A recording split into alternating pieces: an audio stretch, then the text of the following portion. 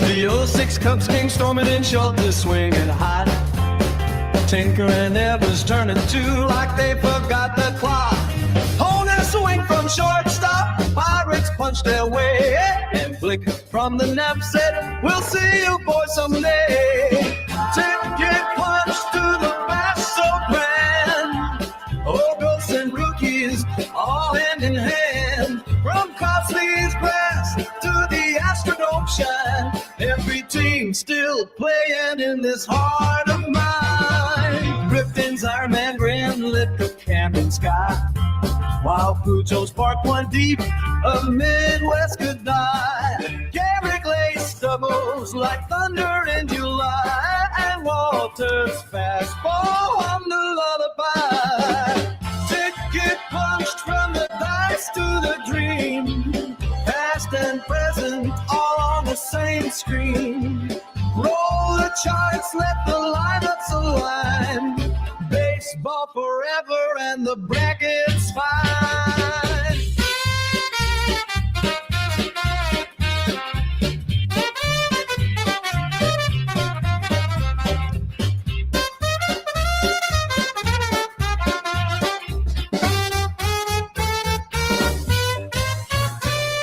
Pete rolls down head first, the crowd starts to roar. Star Joe still sending baseballs out the door. Licky's on first and he's already gone, while Cedeno circles home to finish the song. 12 teams wait with banners high, their names stitched proud in the Nashville sky. From Cleveland's past to the Bronx at night, the tickets punch, what a beautiful sight. So roll those dice and keep the score. The game ain't over, there's always more. Each click, each pitch, each dream combined. That's the bash, living on in my mind. All right. Welcome to the big, beautiful baseball bash. Hey, I'm here, Mike Silva here with Jamie Marshall. Hey, Jamie. Yeah, it's good to be back again. Yeah. Day one continues of round two, Sweet 16. Yes, sir. And so last night we had a few games we played, and I think we're going to play something soon. But I just want to mention we're scheduled to have a guest tonight. His name is John Comey. He's very familiar with OOTP. He's a member of the OOTP forum. He was actually, I'd like him to say it, but I think he said he actually interned for Marcus Heinzen, who was the owner of the founder of the game. So that'll be an interesting story. Anyway, so he's an OOTP guy, and he does do some Switch streaming. He was nice enough to have me on his show a few weeks back, and we had about a good 2-hour session, I think, talk and just explaining, my history with OOTP and stuff. So, and I did get to talk about the bash and everything there. So yeah, he'll be hopefully. I think he's just running a few minutes late here, or a little bit late, but we'll see if he can. Hopefully, he can make it on. We can get him talking, and so yeah. So that's the plan, and the other plan, of course, the important thing to do here is to get these games going. I think it's probably only right that Jamie, we think we should get the highlight reel from last night's games. Yeah, we can play that and let people get caught up to date. A little recap of last night. Alrighty. So let me just bring that up for you. We have Jamie put together a little montage, or I guess if you will, or a thing of a recap of yesterday's action. So let's take a look. Sorry, I muted it.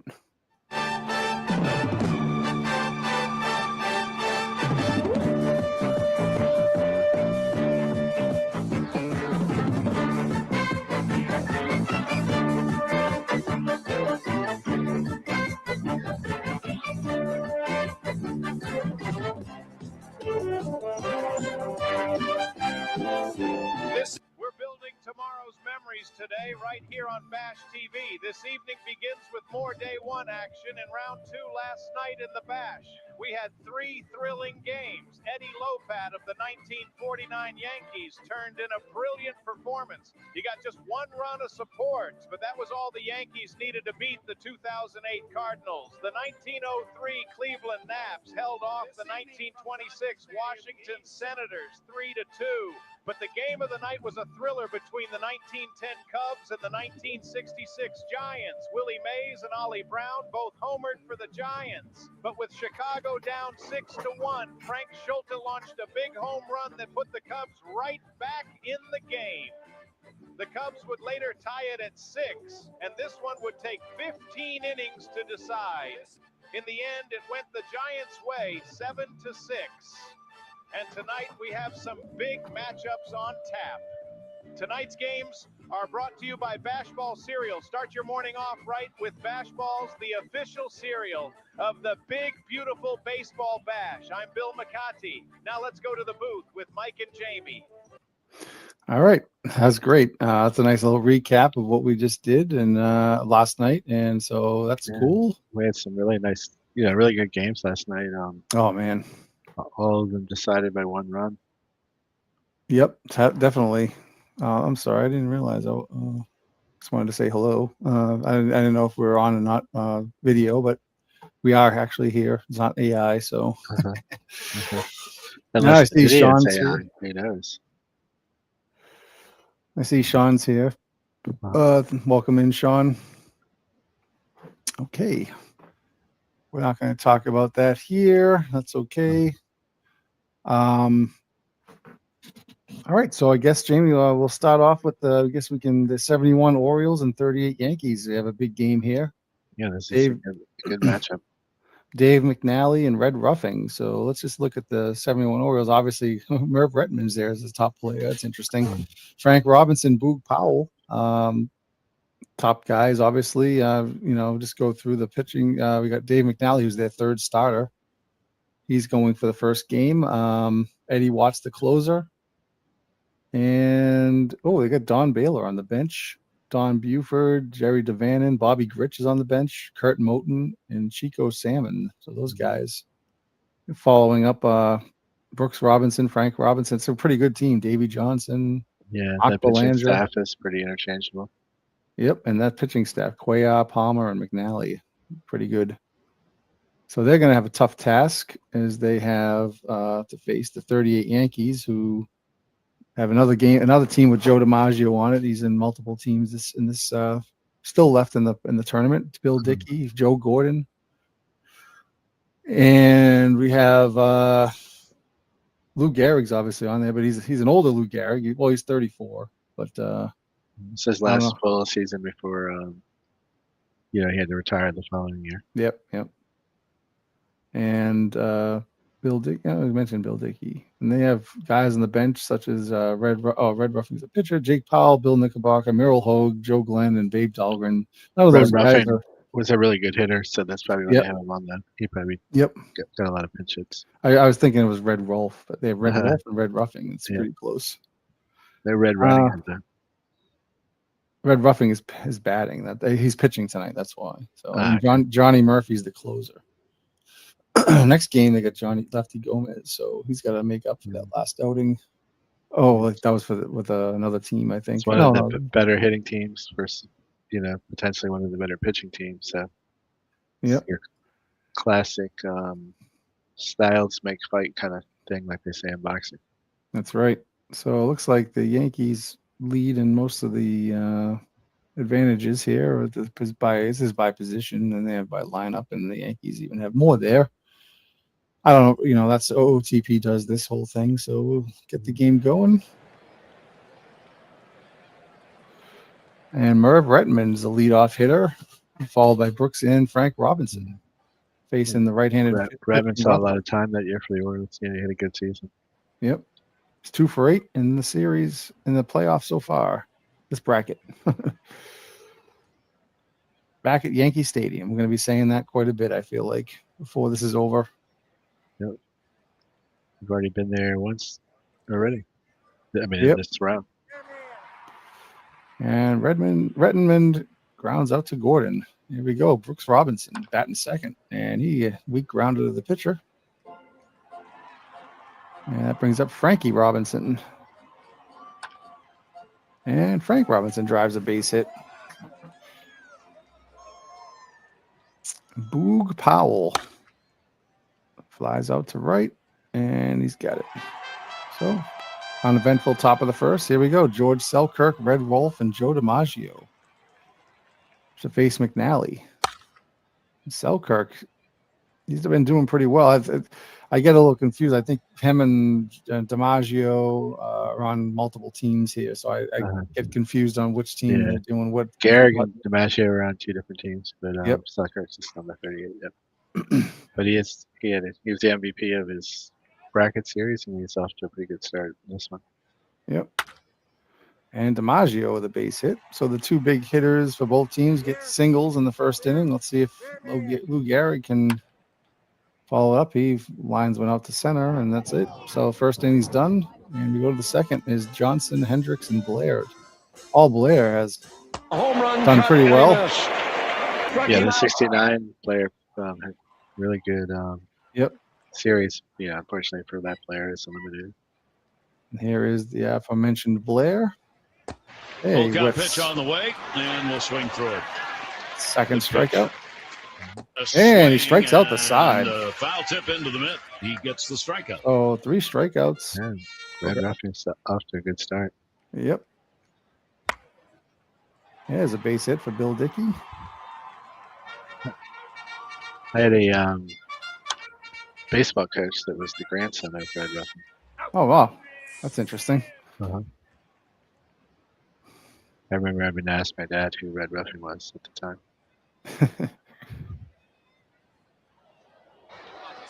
So yeah, I wouldn't have known either. John says he's going to try to jump in. Okay, no problem, John. Thanks for coming on. I sent you the link, so you have it anytime whenever you're ready. If that's fine. And if it doesn't seem to agree with you, then that's fine. We can always move it to a different time, different day. No big deal. Good pitch. All right. Line drive out to short, and here comes Frankie Robinson, 1 for 1. And he's now 2 for 2 with another 2-out single. Oh, and he's going to third. He's going to be safe. Wow, really trying to stretch that into left field. Yeah, Selkirk a little slow on that throw. Yeah, his Boog Powell base hit and knocks in the first run of the game. And another throw to third, and he's safe. Wow, just dives in as well.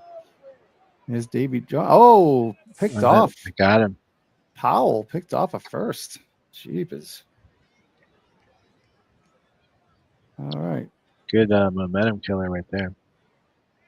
He struck him out. And McNally comes back with a strikeout. Here's the pitcher roughing. Browns to short. McNally staked to a 1-0 lead here in the third inning. And he hits the batter. Selkirk gets spined, and he goes to first. And there's a foul pop-up, and Brooks Robinson runs over there and makes the catch. So after 3, it's 1-0. And there's a pop-up.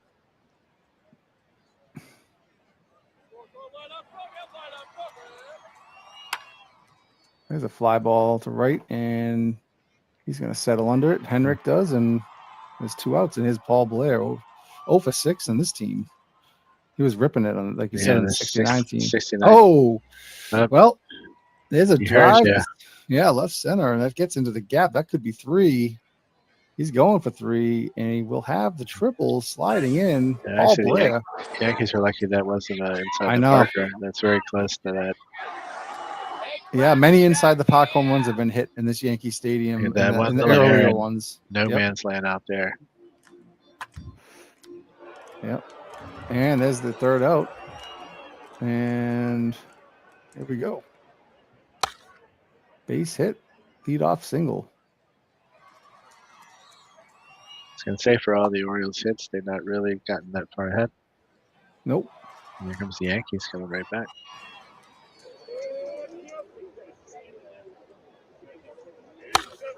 Bill Dickey, line drive to right field. This could get the run home. Oh, the throw to the cutoff, man. Goes all the way to first. Foul. It's a bad throw, and it's a tie game. Joe Gordon lines out to short. There's Tommy Henrik. Oh, Henrik drives it to the same place Blair hit it.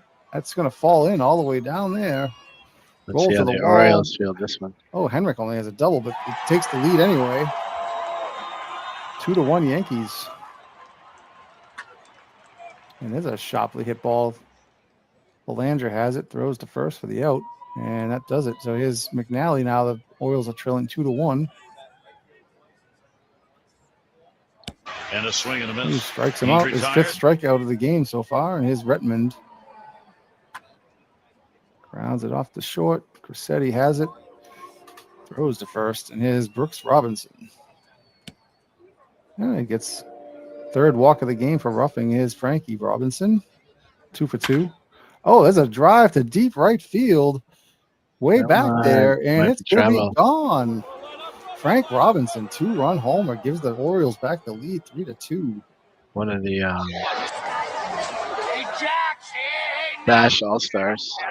Let's see that one again. Just to the right of the 407 mark, it went 412. So, all right. So we got 3-2 lead now. Frank Robinson, 3 for 3. He's having a game right now. And he pops it up. Boog Powell does, and Crissetti has it for out number 3. And now we have the Red Ruffing leading off, followed by Selkirk and Rolfe. The Red Ruffing drops a base hit into right. So he said he was a good hitter, right? Yeah, he was one of the better hitting pitchers, you know. And Selkirk right off. The Yankees coming right back. First 2 hits. And Ruffing, I thought he was going to go to 3rd, but he didn't decide not to go. That'd be a good choice on his part. Yeah. And there's a pop-up to Brooks Robinson. And Joe DiMaggio. Joe DiMaggio drives it deep to center. That's going to go to the gap.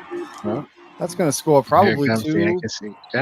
Oh no, it doesn't. Wow, they tie the game, but they don't risk sending Selkirk. I think they could have done it, but I'm just an armchair. Maybe with New Gary coming up, they don't want to. Oh, they bring the infield in. Oh, and as it dropped. Wow. Error on Belanger. The Gold Glove shortstop. Look at the infield. Brooks Robinson, Belanger, Davey Johnson, all Gold Glovers. Yeah, and Paul Blair. Good play to keep Sucker at 3rd. Oh my God! Now the bases are loaded with 1 out. Boog Powell was lucky to keep that in front of him. Up, Bill Dickey, base hit, and that's going to score 2. And we have a 5-3 game for the Yankees. They come right back, and Tom Dukes is in. Dave McNally says goodbye. And a ground ball to second. That's going to be short for 1 over to first. Double play. That does it.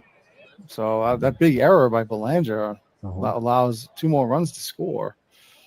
So it's 5-3 Yankees, and the Orioles have some work to do. Grounded out to short. 1 out. Elrod Hendricks. And he gets one into the gap. They're finding the gaps in this game, and he's going to lumber into second base with a double. And Paul Blair had a triple last time up. And he grounds to the left side. Can't do much with that, and he's out. Belanger strikes out, and that does it. So bottom of the 6th. Oh, we have John Comey here. Added to the stage. Hey, Mr. Comey, how you doing? I mean, good now. Maybe. Maybe. How are you guys? Doing good. So, Jamie, I'm sorry, Mr. John, sorry. I have Jamie Marshall here, and you know me from our interview. What's up, Jamie? Hey, how you doing, John? It's good to meet you. I'm unchanged over the last 60 seconds, but we're getting there. Well, yeah, we're in the middle of a game here, the Yankees and Orioles. So I think you might need to mute YouTube. We're getting a feedback. Feedback, yeah. Okay, give me 1 sec.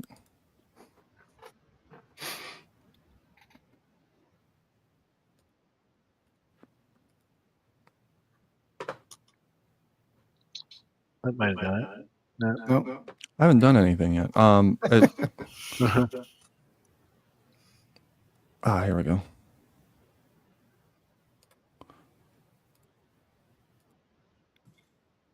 Maybe that works.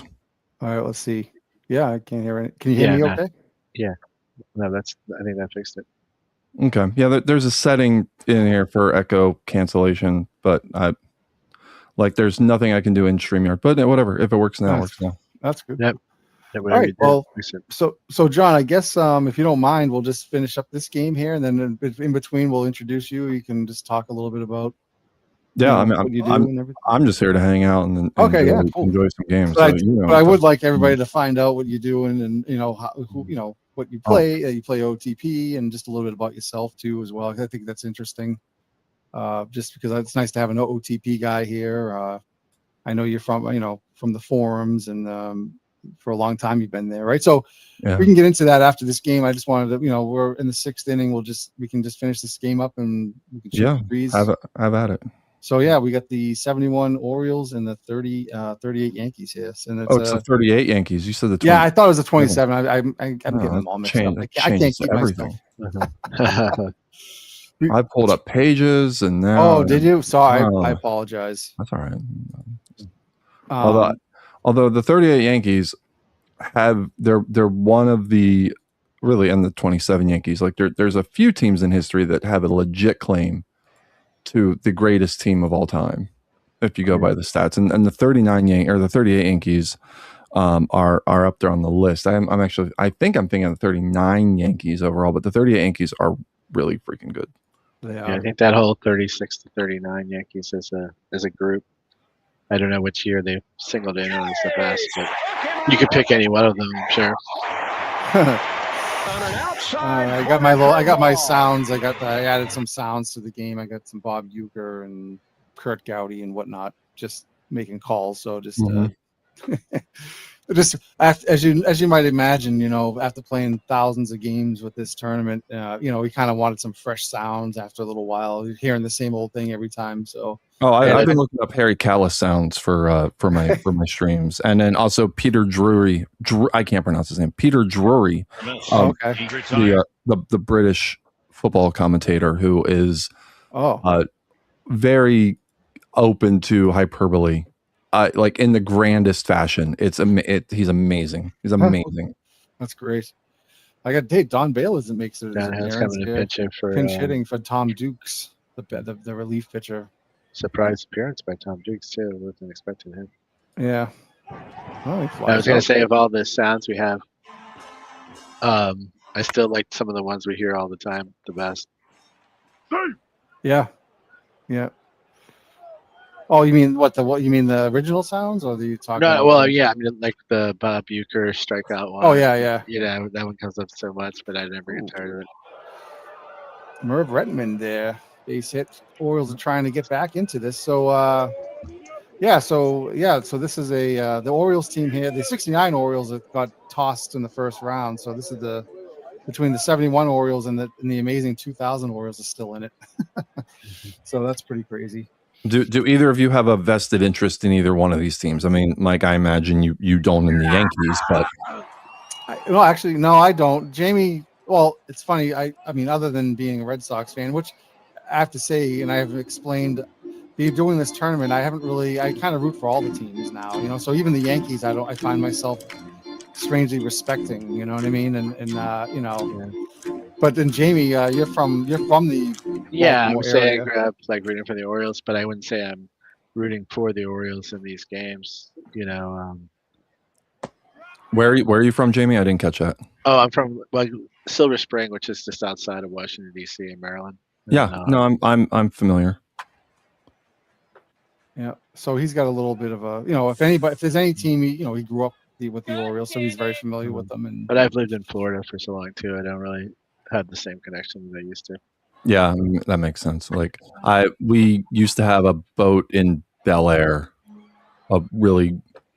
My dad got a sailboat, thinking it would be a good idea for a 13 and 14-year-old who was a late bloomer for baseball, and now all of a sudden I'm on all the travel teams and all that stuff, and And yeah, we didn't go down there a whole lot. It was right on the Chesapeake. Went to Rock Hall a couple times. That's really all I remember from it. Okay. Oh, Bill Dickey's having a game for himself. That's going to be almost over the head, but he kind of falls in front of him. But that's 2 more runs scored for the Yankees. Yeah, that I'd like to know what he's done. Hold on a second. What has he done so far? Bill Dickey's 3 for 3 with 5 ribbies. Wow. Uh-huh. 3. Yeah, that's pretty crazy. So he's single-handedly putting a hurting on the Baltimore Orioles here. You know, Orioles, unless they pull something out of the hat, they're going to be under the gun in game 2. Yeah, well, they got to do something here. They're down 4, and the two more shots to tie it up here. Here's Boog Powell. Who would you say is the biggest surprise? Like, are the 2000 Orioles the biggest surprise of the tournament? Okay, then who's number 2? Then I would say probably the 82 Padres. There's probably a group of them. The 72 Royals are up there. 82 Padres, 72 Royals, and the 78 Rangers, although compared to the other 3 teams we mentioned, they're practically – well, the Padres had a slightly winning record, but yeah. 81 and 81. Yeah. Wait, what was it? I just had their Pythagorean. And they actually had a Pythagorean of 83 and 79, so they actually were. Yeah. But for them to advance in the final 32 to get into the Sweet 16 was definitely impressive. Yeah. Oh, yeah. The Orioles beat the 2000 Orioles beat the 1906 Cubs in the first round of the final 32. So can't really. They were the number 1 ranked best team, at least based on regular season record. They were the number 1 ranked in this tournament. So they're gone. Remind me what era you made the settings? Was it 1980? 1980. Well, then, yeah, I think that makes sense because I think the older teams would have a little bit of difficulty adjusting, especially when you have to throw two new starters, even if it's a short series. You got to have. They don't have the staff for it. Yeah. Well, but you'd be surprised. There's a lot of good dead ball teams in this tournament still. I mean, I think too, because the series are 3 games, so you only need to have 3 starters. So that. But they don't have the pen that the other teams have. When they got to really go into their bullpen, I think that is where they take a little bit of a hit. Right. All right. So here we go. Top of the 9th, Paul Blair. Bottom of the order, Paul Blair and Belanger in the pitcher slot. So we'll see what Red Ruffing's still in there. He's pitching. What does he got? 146 pitches, and they're leaving him in. He's in his tank's in red right now. So we'll see what happens if that means anything. And Blair flies out, so there's 1 out. With the 4-run lead, they're gonna see if he can just finish this one. And maybe, possibly. And Buford's in there, and he grounds out, and it's 2. And Bobby Grich makes an appearance. He hasn't played for them too much that I can remember. Here we go, 2 outs, and Grich keeps it going. One base hit, and here comes. Oh, they take him out now. Ivy Andrews comes in. Like, that's one batter too many. So here's Merv Rettenman trying to keep it alive. And he grounds to second. Joe Gordon plays it over to first, and the Yankees win game 1. So there's 1 game down. And we have, let's see, Frank Robinson did his job. He went 3 for 4, 2 RBIs, home run. 2 for 3 for Hendricks.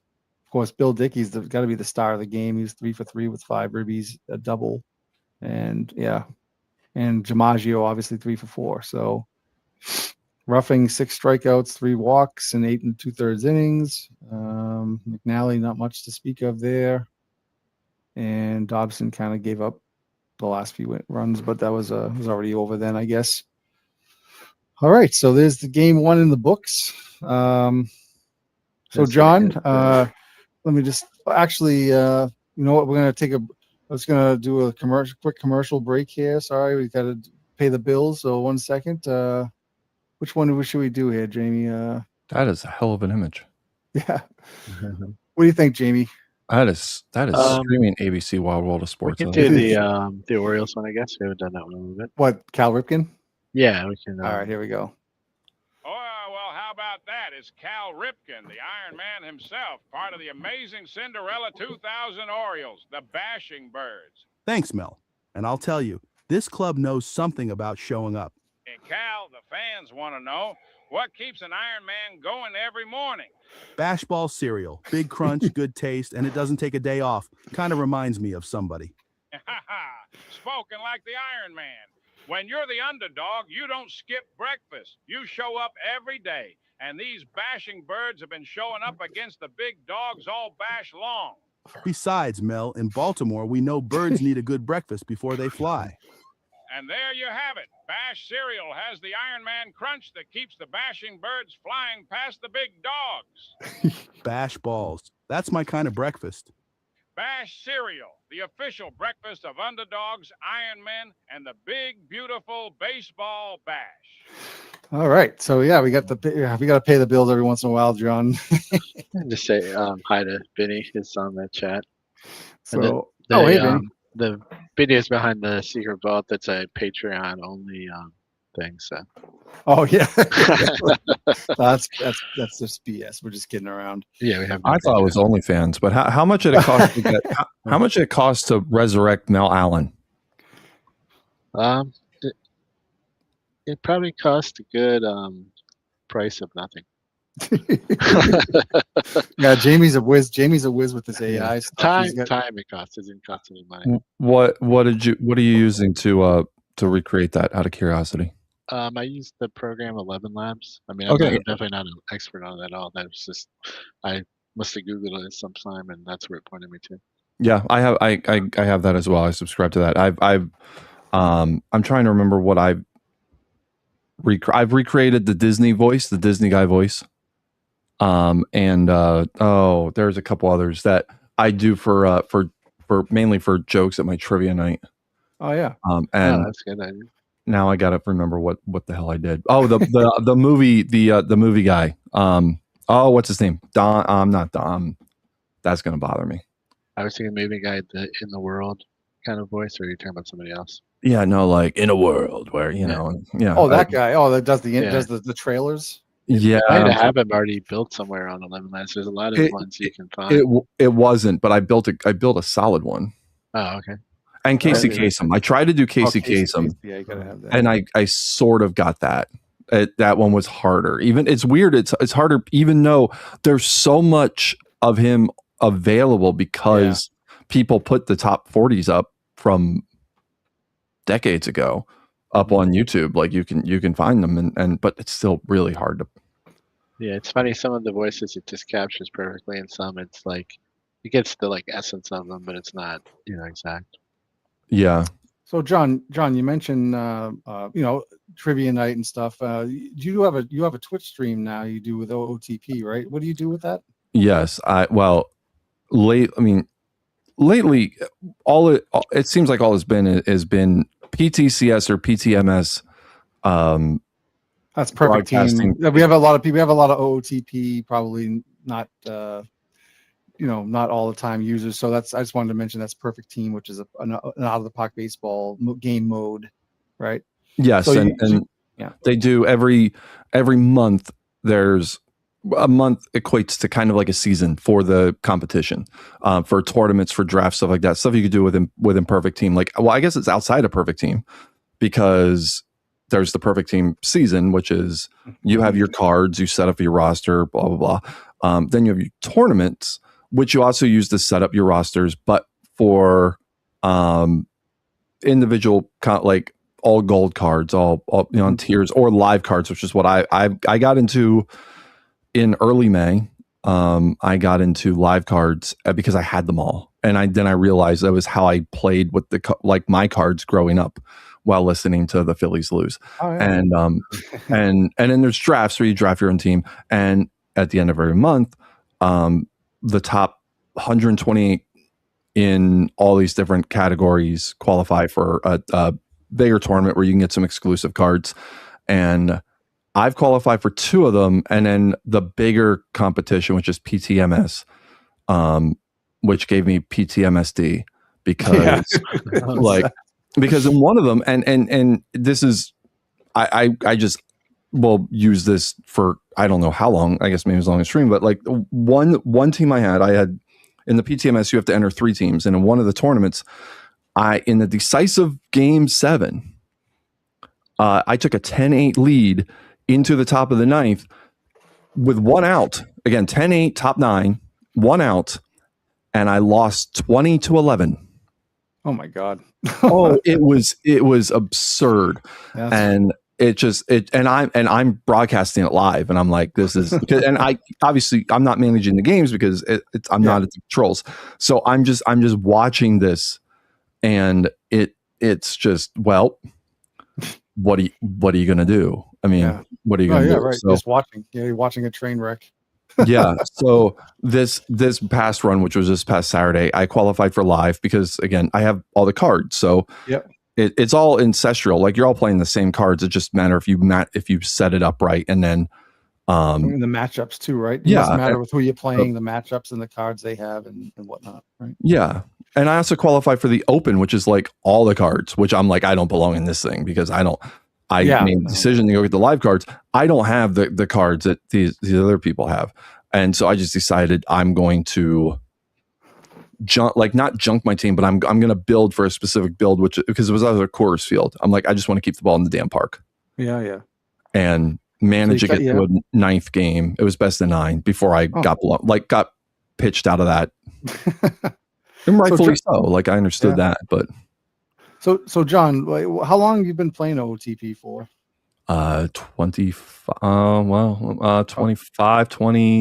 25 years. Yeah, just about probably as long as I have, just about, I think. Version 2 is when I all right. So 1 year before me. So you've seen this game grow from the beginning, and you've been on the forums for that long about I've been in the forums and Marcus's ear, well, I guess eyes, for a lot of that. And yeah, I've been around. Like, I for World's Worst Gamer who's here clown, like, just talking trash on me in the in the chat and just telling me to get a therapist over that one collapse. I mean, I just thought. Well, he says he's talking. He's kind of an inside joke to us because he was in a draft league with us, and his team was by far the best team. They practically could have lapped the field, and he lost to Jamie. He lost. And baseball happened. Yeah, he was up 3 games to nothing, and he lost 4 in a row. And then the same thing happened the following season. Well, he was up 3. You were up 3. He was up 3-1 against you. Yeah, the second next year, season, then he lost the same thing. So he knows. He made an improvement. He blew a 3-game lead instead of a 4-game lead.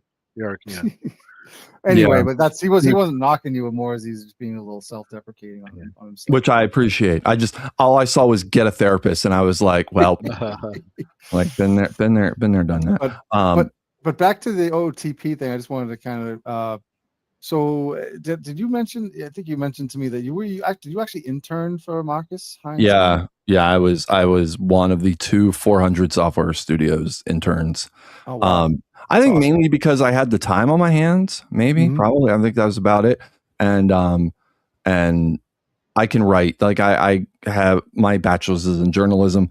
I mainly have used it to write articles about my baseball teams, I guess. That seems to be how I've justified it over the years. But it then led me to write things for Marcus and for Arlie Ron. Mainly, I wrote a very bad. It wasn't bad. It was bad. I'd never written one. I have it's not infamous anymore because it's no longer 2004. But the user manual for Total Pro Football, which was the one and only pro football effort by Arlie Ron, which had promise. It had promise until all the code was stolen from him in a coup. By the person who was the head of the company, I don't know if it was CFO. Regardless, took all the code and really led to the destruction of the company. But I wrote a terrible game manual, and I say it's terrible because everybody else said it was terrible. Under a legit flu, I had 104 fever, between 103 and 104 for 3 days straight. But they needed the manual because the game was getting released. And I was like, well, why didn't anybody help me with it when I asked for help? And nothing. So I wrote that thing over the course of about, I don't know, I wrote like a 64 page manual or something over the course of like a day. And I mean, it is and it isn't. I'd never done technical writing before. Like I can mimic it, but at the same time, you need many revisions. And I wrote it, and then they were like, "Yep, that's the finished one." And I'm like, "It's probably not." And nope, that was the finished one. And that was my main contribution to 400 Software Studios. But I've also I used to write the Road to Release series. Yep.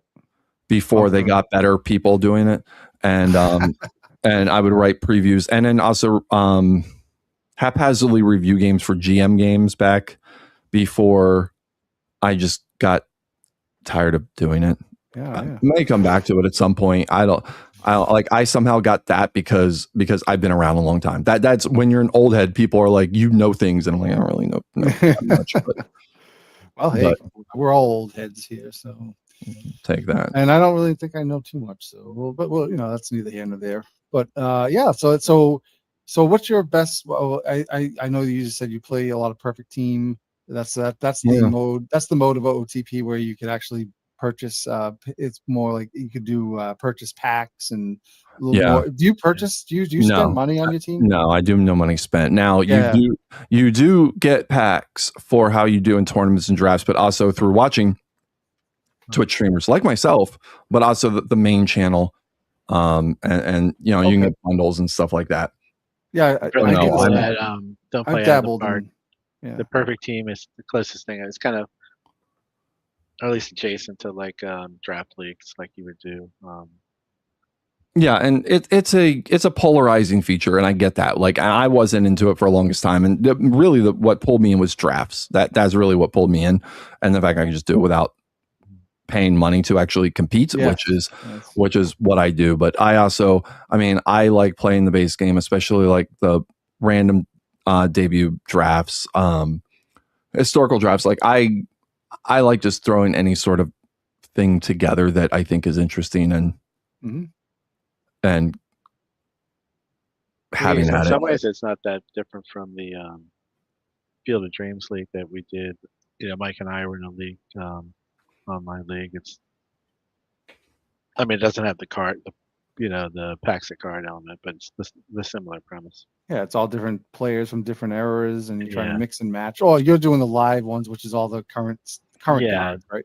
But they do have cards from all different eras, and then you have different grades like gold, diamond, silver. Yeah, Perfect Teams is obviously much different. But for anyone who's never seen it or done it, that would be the closest comparison. Yeah. I've done it. I'm sorry, I've done it just I do it more of like a card collecting kind of thing. Like I don't spend any money, but I like to see how many of the cards I can actually get, and how many of the missions I can complete without spending money. It takes a while, but at the very end, there's just some that you can't attain without actually having to spend money and just constantly be on there. But now, is there ever a card that you really wanted that you were able to get, or anything? Not really. I wouldn't say I wanted. I just say I see what I have and I get a pack, or if I can sell some duplicate players, get some duplicate cards, and you could sell them for more money, more points, and then you can buy more packs or buy other players, and you can kind of do it that way. I kind of found fun in that the last two versions. This year I'm kind of taking a break from it, So yeah, now random debut era like league is different. Like that's base game. That's different than. I really enjoy that. Although one thing I have found, and I'm curious, I kind of put it aside for a little bit because of other things have taken more priority. But I feel like the draft sets that you get in those drafts are actually, they feel kind of what's the word I'm looking for? It feels like you get the same set of players at like the start. Like it's not as randomized as maybe I would want it, but and that was also more in 26 and maybe in 27 that there's more of a difference. Now what I've been doing with my stream, especially on Sundays, like if anybody likes opening packs or watching somebody open packs, I somehow have made the decision, and I've stuck to it, of holding all my packs from Sunday night after I open them through the week and streaming on Sundays to open the packs. And like over this past week, I did very well in tournaments. I actually banked a couple of I won one daily tournament. I finished like second and made a semifinal run in a couple of weekly tournaments somehow. Yeah. And finished like 220 packs. Wow. Yeah, it was a ridiculous amount. Like right now, it did, because also I got going on tangents because there were some people there for conversation. So like it honestly like is a lot of fun. But like right now I have 28 packs. So far I've been able to make 210,000 off the cards from that I got yesterday. Like I'm up to 287,000, and I'm stuck with like, well, do I go for missions? Do I go for cards that I want for Perfect Team? I'm really kind of stuck. And World's Worst, I do enjoy opening real cards. Well, I'm just it's so expensive. Like that this actually does kind of satisfy that desire to do that, because cards are like, we've been priced out of the hobby. A lot of people have, myself included. Yep. But yeah, definitely the real baseball cards are completely off the rails as far as I'm concerned. But actually, John, a lot of people on here, like Vinny, a lot of guys on here don't really play a lot of computer games, or they may, but they don't. Not a lot of OOTP folks. So a lot of people might not know what Perfect Team is. So it's probably a little confusing to them. But basically, the best I can put it is you're like buying Magic the Gathering. Yeah, buying virtual baseball cards, and you're putting teams together. And OOTP organizes tournaments in seasons, and you can build your team. You open up these packs, and every day you get like 2 free packs or a free pack you can open up, and you can try to improve your team. It's basically how it is, and you have the option of paying money for this, which is the one drawback a lot of people find, that there's whales that just spend a ton of money and do that. But anyway, I want to get back to another game, but just wanted to kind of get a little. So you did mention your stream. I do have to say, Jamie and I were actually kind of looking through your Twitch stream videos and just. God. And just seeing like, well, just kind of just doing a little checking up. And I saw one video was 8 hours long. I do have to commend you on that 8 hour long video. They do become tantric streams. Now it was that had to be one of the PT. MS or CS streams that like, I stick in it until I'm out, and I've had some good runs. Vinny, it's exactly like Madden or NBA 2K, and their I forget what they call it, or MLB The Show card. Like they do the same exact thing. What was it? What was the EA Sports called? That was the Ultimate Team. That's what it was. Yeah, Ultimate Team. It's exactly like that. Yeah, exactly. So OOTP decided to get in on that, because I think it is a moneymaker, I believe, for them. It's a big moneymaker for them. A lot of people enjoy it. I mean, there's nothing wrong. No, they do. Well, I like it. I mean, if you like it, and like what you're doing, your stream on Sundays, there's a lot of people, including myself. I watch a lot of like reels on Facebook of people opening wax packs from the 80s wax baseball card packs. I just love seeing what they get. I'm like, even though I have a lot of them, but I just love seeing them open packs. So what you're doing is kind of similar, but it's virtual. It's all electronic. And then you get to play games with the guys. You get exactly. So, yeah, or I mean, sometimes very poorly. Like in my Perfect Team is hot garbage, and I cannot figure out why. We are terrible, just terrible. Well, that happens, and even in draft leagues on these computer sims, like you draft a team, you think you have a good team, and you suck. But anyway, so let's go. We can talk some more about this, but let's get another game going. What do you think? 17 Giants and 75 Reds. Yeah, I think I had those two teams, right, John? I think I told you about those. Yes. I mixed up the 27 Yankees. They're coming later against the 2022 Braves, but we'll do this one. Slim Salih against Don Bullitt. There's no bait and switch. This isn't going to be the 89 Angels against the 96. I know. I didn't know you were doing your research ahead of time, which I appreciate. It's good to do that. But so all right. So we got the 1917 Giants and the 75 Reds. The 75 Reds come as advertised. They're doing very well. We got Benny Koff, George Burns, not the actor, Heine Zimmerman leading off the inning for the Giants, and pitching for the Reds is Don Gullett. And they've got a team. Let's see. Let's go through the outfield. George Foster, Cesar Geronimo, Ken Griffey. Infield is comprised of Pete Rose at third, Concepcion at short, Joe Morgan, Tony Perez, Johnny Bench at catcher. I mean, this team is just amazing. No two ways about it. At least it's more around the era that I know. So the other teams are just as good mostly. So, all right. So let's get going. We got Gullett against Benny Koff to lead us off here. The MVP for the Giants in their bracket. Yep. And John, so you actually watch your games play out, or not all of them, or you just kind of simply watch? Oh wow, Benny Koff just led off with the home run. Yeah, lead off home run.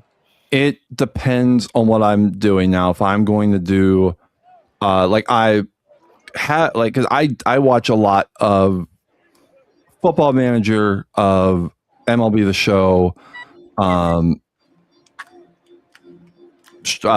content creators who do various challenges, and so like I have ideas for challenges I want to do, and when I do those, it'll be a hybrid of letting the game sim, but also when they're important games, stuff like that, letting them play out. Like the first stream that I ever did as a Twitch, as a OOTP Twitch person, and honestly as a Twitch person period, was I started my historical conquest challenge, which has been on hold because I found an issue that I had to bring to Matt, and then he fixed another issue for me. Can you explain that? Nice. Can you explain the historical conquest, like what that is? Yeah, it's so I start in 1901 with the worst team from 1900. In this case, it was the St. Louis Browns, and in fact, they were the Milwaukee Brewers. At that point, they had not moved, and take over that roster and try to win World Series with them. And I'm with them as long as I have to win a World Series. I see. So you come back year after year. It's about, unless you like somehow won it the first year, but yeah. Yeah, and the goal, and so when I presumably do win a World Series with them, and I have the draft on, I'm drafting. It's not you take the players that you get every year, because then that would just be impossible, because the Browns were terrible for so long. Yeah. So that's right. So you draft, you have all the real players draft that year. Yeah. So the first year you start out with the original roster and go from there, or do you draft? Yes. Start go from there, and then the day after I win a World Series, I quit that team and I take over the team that is currently the worst one in the league that I have not run as of yet. And the goal is to win championships with every franchise before it would be 1927. Like I would give myself the 2026 season, not 2027. I see. And wow, where are you with that right now? Very early, because I found an issue regarding if you have the draft up, but you also have minors running, because presumably you would have the reserve list if you have the draft going. Yep. Because you're not going to send teams to minor league, stuff like that. So if you have the minors up, it breaks the reserve list. And you can just have unlimited reserve rosters, which I didn't want, because the minors are actually tied to the major leagues very early. And it's because it's difficult to code that for their eventual tie into Major League Baseball, the gradual change of the baseball landscape from the 30s on. It's harder to change. What I did as a test after working through this with Matt for a couple of days, I went and I unaffiliated all the minor leagues. I unaffiliated them, and then I also dropped their reputation level, because they're all at 10 because they're tied to Major League Baseball. As soon as I did that, reserve lists were working. Now I have to run some more tests to see how that does impact things, and also what will be a good jumping in point to get them more affiliated. Like if it's going to be after World War II, if I just wait for the actual draft to become a thing, which is what I may do. But also the actual Major League draft from 1965, or yes. Yeah, that's a pretty clever idea, because I know there's some people that love playing that era, and their one frustration is you can't really capture that in the game as far as the way the minor leagues worked. Well, I'm hoping that pre-farm system. So if you find a workaround for that, that'll be really helpful. Well, I'm hoping, like the conversation I had with Matt is there a way to adjust that gradually over time? There's a base hit. Yeah. And because you could make it to where they're more loosely affiliated, like you have the draft leagues, the Arizona Fall League, so on and so forth. And so if there's a way to do like that, then awesome. But that's really for Matt to figure out, and that's like a big picture thing. Yeah. When you say Matt, you mean the developer Matt, right? Yes, Matt Arnold. There with the triple. Yeah, Don Gullett. That's talk about helping himself out. No kidding. Jesus. That's crazy. Yeah, that's it. That's an interesting idea. I didn't, I like that idea. I mean, it's something different that I haven't heard of before. So it's always good to hear. That's the thing about OOTP that's amazing is that so many people have so many different cool ideas for leagues and for projects. You know what I mean?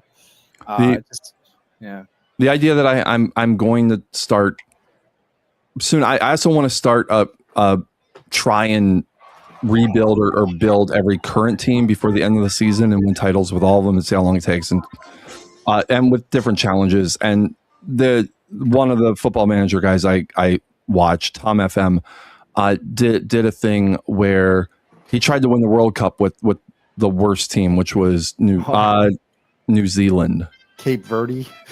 Well, New Zealand's the worst one rated that's in. Okay. Yeah, and so when he would beat a team, he got to steal one of their players, and I'm like, that would be fun.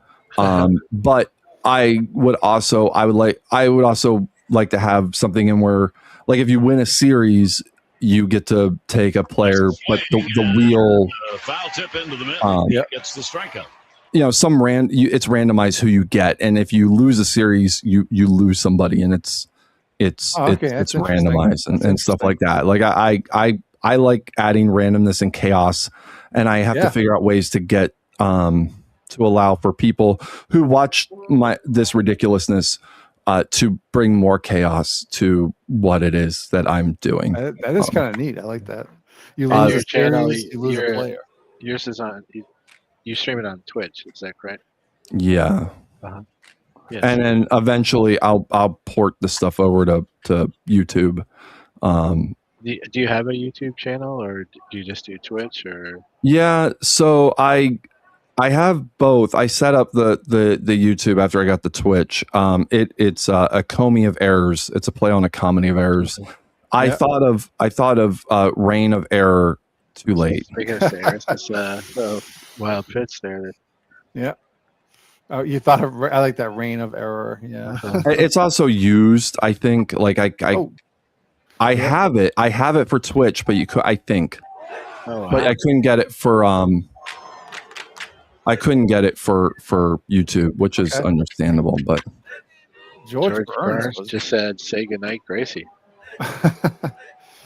So John, I mean, if you send me I'll definitely try. I'll definitely get your Twitch channel on the notes. Yeah, I was just saying about the YouTube too, just because I put it in the YouTube chat for whatever reason. StreamYard wasn't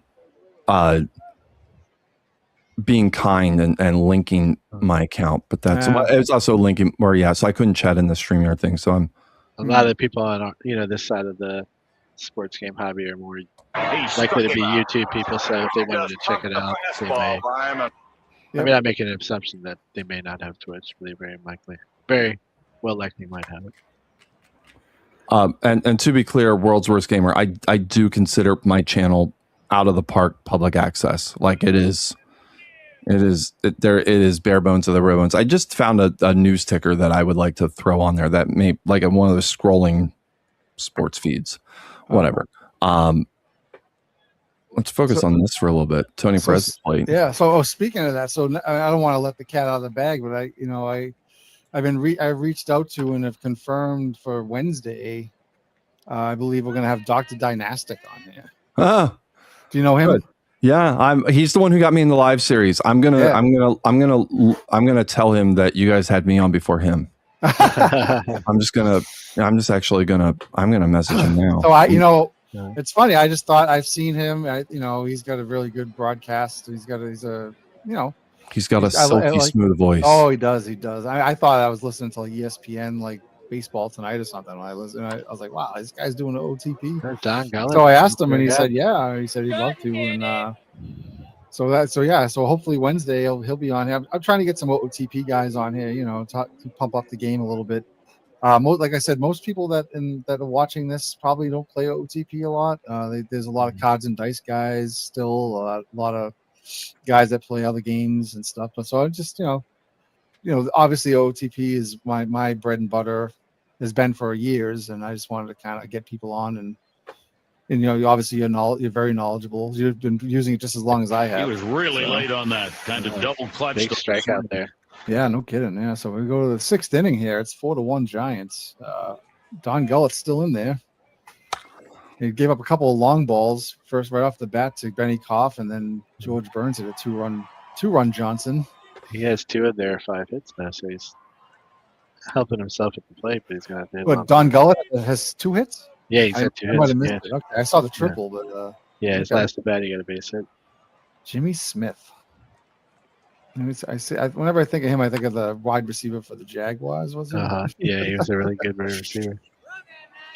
All right. So bottom of the 6 is Pete Rose. He's 4 for 12 in the round of 32 here. 0 for 2 today. See if we can get something started for the Reds. And that's a blooper. And it's nope. Gonna hang up there. Who was your favorite team growing up, John? That The Phillies. Yeah, I grew up in Harrisburg, Pennsylvania, right up 83 there. It's this Giants team. Interesting is the validation of John McGraw's maybe first real rebuild. Because his team competed every year. Like maybe not even like maybe 1903 when he first got there. But even then, they finished second. But he took over in 1902, so I really can't consider that. But in 1914, it was, I believe, his only last place finish. Oh, yeah. I was just wondering that actually earlier if he had ever did have a last place finish. It was, 1915. They went 69, 83, and 3. Uh-huh. They finished, obviously, 8th in the NL. I don't know how far behind. That was the Phillies' first title team. That they lost to the Red Sox, if I remember correctly. They're going to town on the Reds. Giants, man. Will McEnany came in and gave up a 2-run Johnson to Heine Zimmerman. So yeah, that Giants team though. Yeah, I mean, after this year and then the first half of the 1920s, they were in the World Series almost every year. Yep. Then they before they gave way to the. I mean, and you think about you call it a Yankees dynasty. I mean, they won. They were there 3 straight years, and then they didn't make it back until 1927. Like people are like the Yankees were dominant all the 20s. No, they weren't. They I think really Babe Ruth. He just takes so much of the oxygen. You just kind of attach the Yankees as the greatest team of the 20s, but. Really, you can make a case for the Giants for sure. Oof. I mean, you can make an argument that the 27 Yankees weren't even the best team of the decade. That it was the 29 A's. Interesting. I have to go and find out where they ended up. I can't remember. I can't recall every team, but yeah. That 29 that run of 28 to 30. Those A's teams were completely stacked, but the A's of 29 they're on the short list of greatest teams of all time. And it's amazing that it happened so quickly after Murderers Row. That team had Mickey Cochran, Jimmy Fox, Max Bishop, Al Simmons, Mule Haas was on that team. Lefty Grove at his peak. Peak. Yeah, for sure. Probably that was his best years with the Phillies. I mean, with the A's. Rube Wahlberg, George Earnshaw, Jack Quinn, like they were so good. Yep. How do you think they compare to the earlier A's, 1910 teams? It's hard to say because it's hard to say because it was a completely different game. I don't mean like compared straight up, but as a dynasty team or whatever, dominating. I think in terms of top end, like actual peak team, it would be the the latter A's because the 29 and 30 A's were I should say 29 through 31 because 28 the Yankees beat the Cardinals, but the 29 and 30 A's they destroyed everybody. And had the teams that they had. Like they're probably better than the 1910s A's, but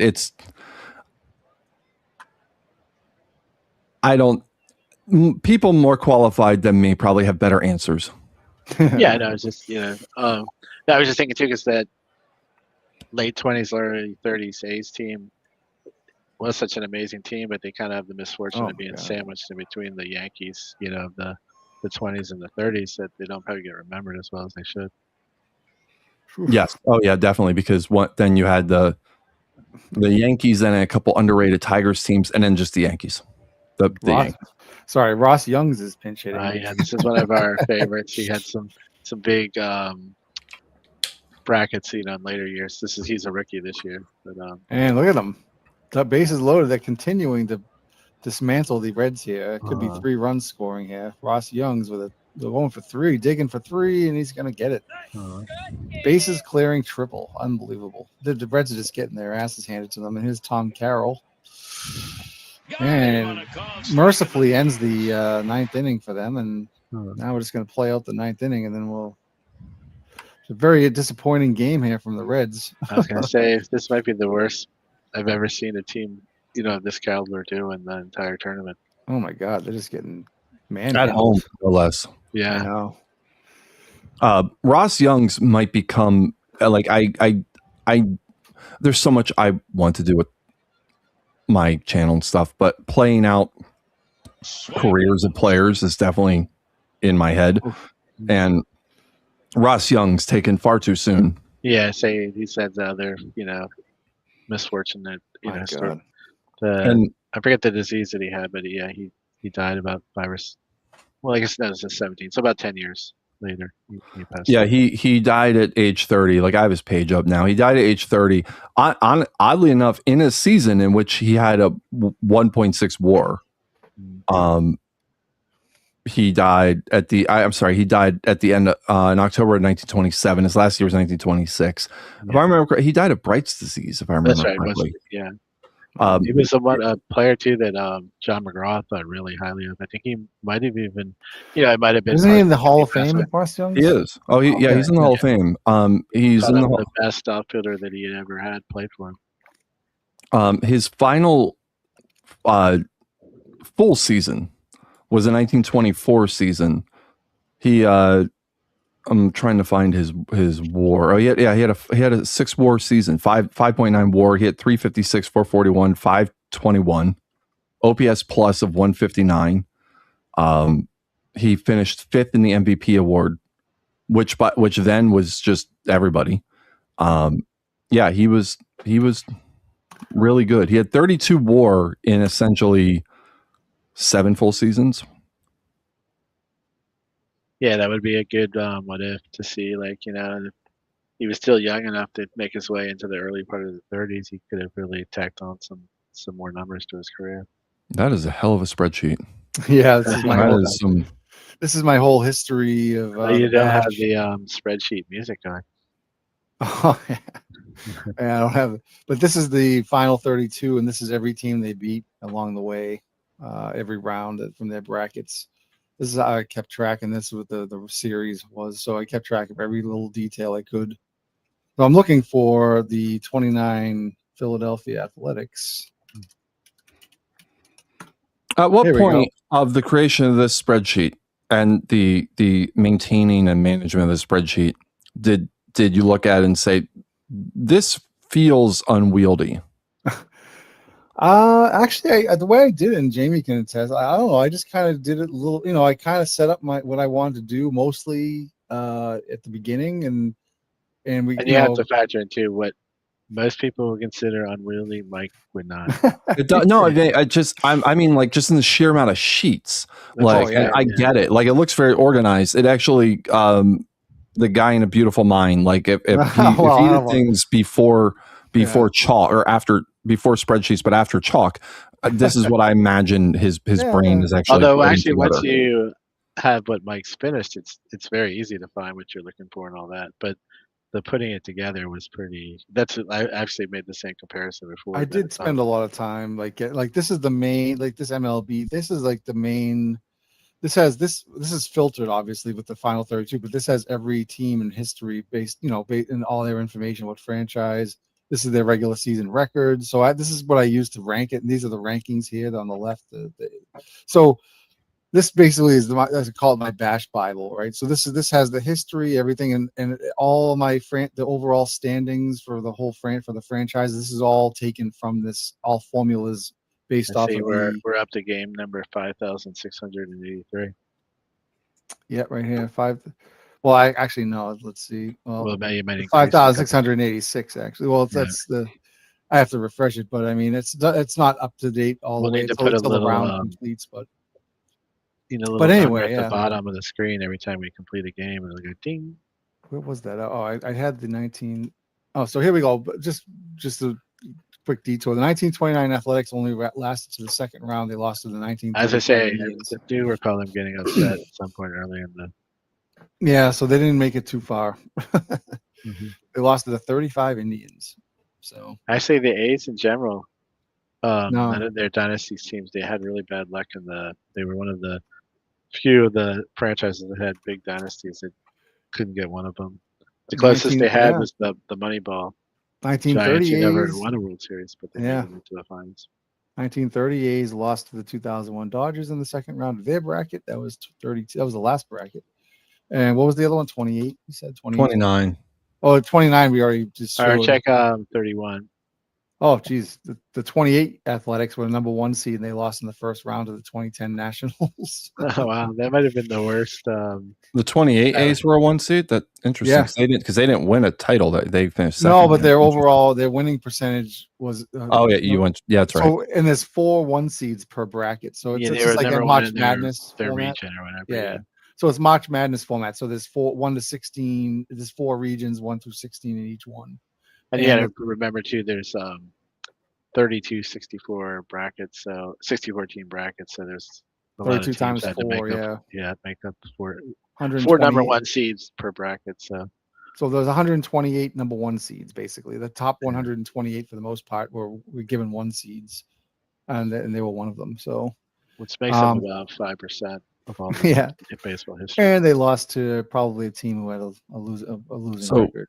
How many 1 seeds are still alive? Let's see if I have that. Do you have it available? Let's see. We have a bunch right here. These are just still left. So here we go. So we have 12. Is that right? 12 of them, I think. 12 1 seeds. I don't know if these are still alive. No, they're not still alive. So these. So the 27 Yankees are alive. The 1910 Cubs, the 75 Reds we just saw get their ass kicked. 38 Yankees are alive. Baltimore Orioles of 71 are alive still, and the 66 Giants are 1 seeds. Oh, also the 49 Yankees and the 2022 Braves and the 72 Reds. Oh wow! So there's more teams. Actually, and the 27 Pirates were 1 seeds as well. Mm-hmm. Oh no, I'm sorry. No. Sorry, I'm looking at the wrong column. This is the column for the seeding. So you can see the Orioles were a 15 seed when they actually were in the preliminary round before the brackets. Oh, you're talking about the 2000 Orioles? Yeah, they had to play their way into the tournament. Yeah, and the Kansas City Royals were a 12 seed. The Padres were an 11 seed. So there you go. So I got everything. I got the bracket they were in, the seed, what round they were eliminated in, whether they made they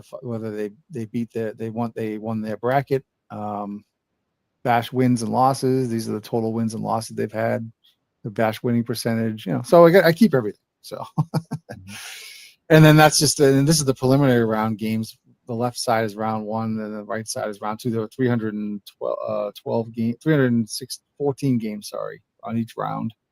I had to play to figure out that just to be able to get to the brackets section. Here's my list of inside the park home runs in the Bash. This is about 116. We kept track of those. We kept track of bench clearing I brawls. say we kept track of bench clearing brawls. Yep, there was all this. We had the bench clearing brawls. Who they were between. How many cycles we had during the bash? We only had 2 no-hitters. Yeah, we had a lot of near misses, but only 2, which was. I think I did a calculation. Maybe I used ChatGPT or whatever. I think it's predicted that we should have had 6 no-hitters, but we had at least like 4 or 5 that just missed out. So it's probably bad luck that we only ended up with 2. But there's still a few more games, so we can still pick up 1 before it's all done. These are the player records for brackets, like basically the bracket records. So who had the most in each category, or the best for per bracket. Like, so, Ted Williams had the most hits in a bracket with 35. So we kept all this stuff after every bracket was finished. We'd go through and see who if there were anything that needed to be updated. We even have single game records. So things like that. And it's all taken from OOTP. OOTP kind of helped with the single game records because it keeps that. Although I'm a little disappointed because OOTP doesn't keep playoff fielding stats for some reason. Mm-hmm. It's kind of strange because I put it out in the forum and they kind of were like, well, someone responded and said, well, why would we need that? I'm like, well, this is a game that has every stat imaginable. Why wouldn't you keep it? That's my question. So, I mean, I'm pretty sure when you watch a playoff game in Major League Baseball, they probably have they're probably telling you about some number of errors that some team has all time in the playoffs. So somebody's keeping playoff stats. In real baseball, they're keeping stats. Yeah. So, I mean, I just surprised me that's where they drew the line, Oh, no. Well, I just thought it was odd because if you're going to already keep it for the regular, like it seems like it would just been something that the game would just automatically done it anyway. But like if you could, you stop worrying about file sizes. No, exactly right. Okay, well, yeah, that's no. Well, no, you stop. Well, I'm saying they're already pretty big now. I mean, my file size is my season file just for the playoffs, so the 64 brackets. That's like, what is it? Almost a half a gig or more than a half a gig. It's like, I don't know. Yeah, it's like 600 and something megabytes or something. Or maybe, I forget. Oh, maybe it's more than that. Actually, is that big too? Because you have all the. Well, I have all the jerseys, all the graphic files, and all that stuff. Oh, okay, that's what it was. Okay. Yeah. Anyway, so that's that. Want to do one more game? I guess we can get another game in here. John, do you have a preference? What game you want to see? The 82 Padres, maybe the 27 Pirates, or the 2022 Braves, or the 27 Yankees, or the 2000 Orioles and the 72 Reds. I mean, I don't have a preference. Those Braves bring up good memories because the Phillies beat them, but otherwise, I have no preference.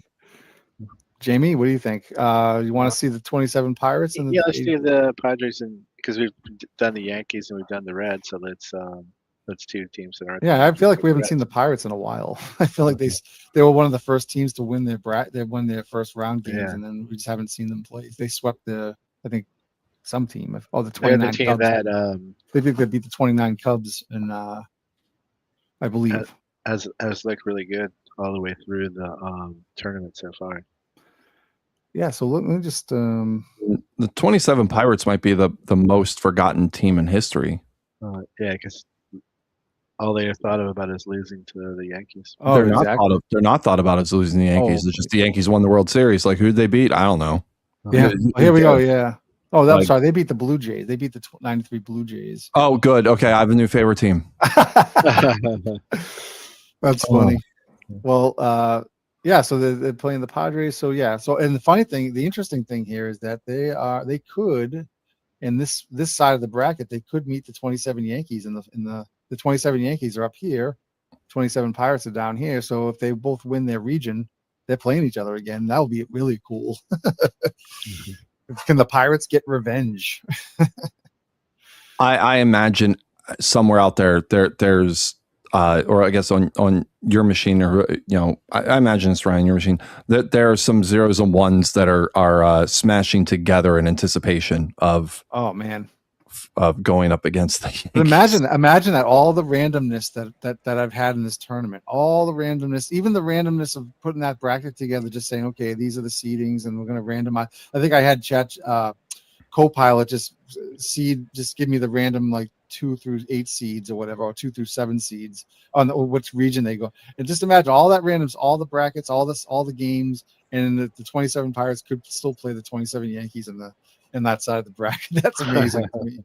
So that's kind of cool. All right, so here we go. We got the 27 Pirates. You got Kai Kyler, Lloyd Wayner, Paul Wayner, the Wayner brothers. These guys are really good. In fact, I think the last series, I think there wasn't a time when one of them got up. One of the Wayners was on base. One of the Wayners got on base like all the time. Like one of them was always on base. Pie Trainer, Glenn Wright, George Grantham, Joe Harris, Johnny Gooch. I like saying that name. Ray Kramer pitched 4-hit, only gave 1 run last game. Yep. And Gene Richards is leading off for this underwhelming roster on the 82 Padres. You got Rupert Jones, Sixto Lezcano. All throughout the tournament. Yeah. What's that? Oh, so the Padres though, Lawler and Montefusco and Eichelberger all have stepped up. Yeah, they've stepped. Especially Eichelberger, I think has been probably their best. I mean, look at Terry Kennedy, 357, 2 homers, 5 RBIs, batting. Future Rangers manager Terry Kennedy. Yep. And Luis Salazar batting 583. So he's kind of stepped up. So we'll see what happens. My thing is, can they keep it up? That's the question, right? So so far they have. It's players, ghosts of history in the 27 Pirates to the venerable question of who's that with the 82 Padres. I think Sixto Lezcano, learning that was a name taught me that you could have any name. You could. I told that story myself, John. I said that was one of my favorite names as a kid. I'm like, it's the weirdest. I used to go through my cards. I'm like, Sixto Lezcano. What kind of name is that? Like I just laugh, Now it's like here, and I still tell that story. It's one of the most memorable names. Oh my God, look at this left center field. There they See you later, Rupert Jones. Oh my God. Oh boy, what does Beatles eternally say? Open the door, open the window, Aunt Minnie. Let it out, baby. It's gone. All right. And his Sixto right there grounds out first. And here's Terry Kennedy. He's been pretty much a force in this tournament. And he drives up the center. So, John, you play OOTP 27 now primarily for everything, right? So if you didn't notice, I'm playing OOTP 26 still. I'm kind of staying with it because it's pretty much right at the end of the tournament. And I didn't really want to change anything with the new game right off the bat, right off the presses, So what do you how do you feel about OTP 27? Are you happy with it? Or do you? Yeah, I mean, it's with anything games, especially sports games. I guess you're going to have some issues here and there. Yep. Yeah. The trade AI has improved. I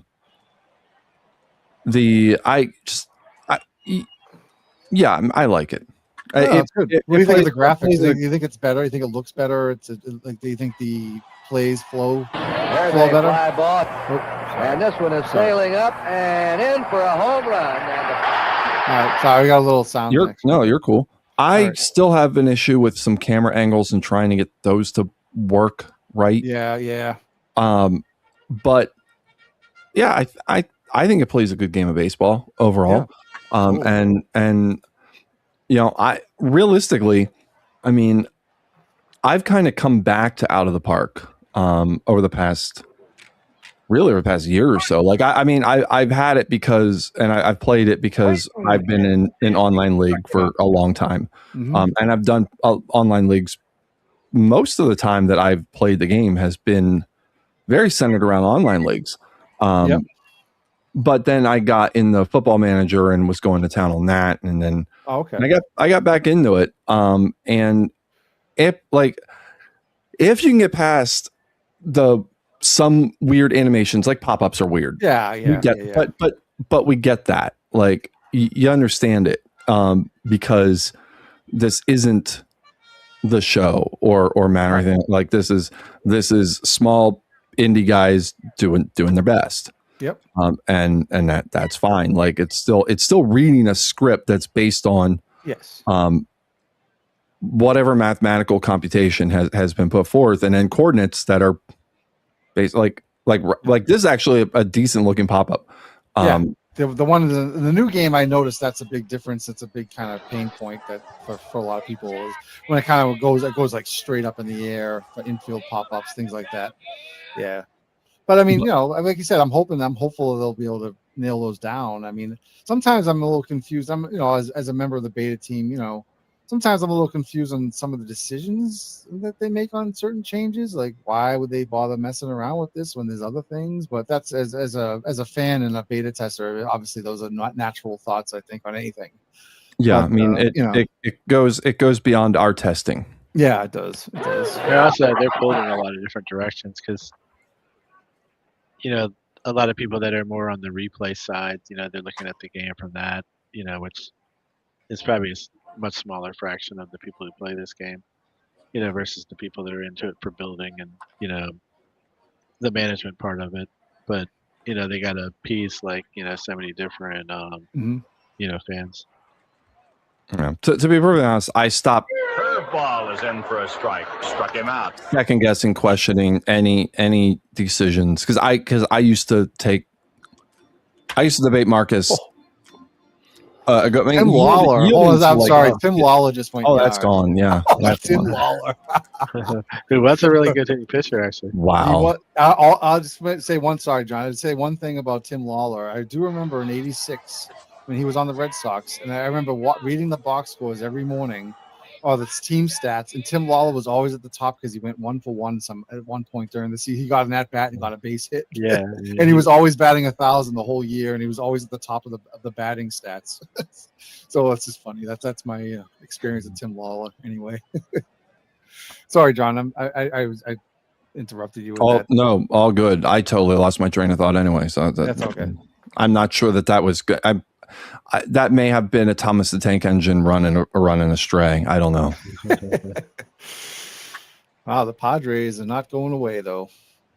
So just talking about I think we're just talking about like the bait, the features and the things that they were changing and stuff like that. Yeah.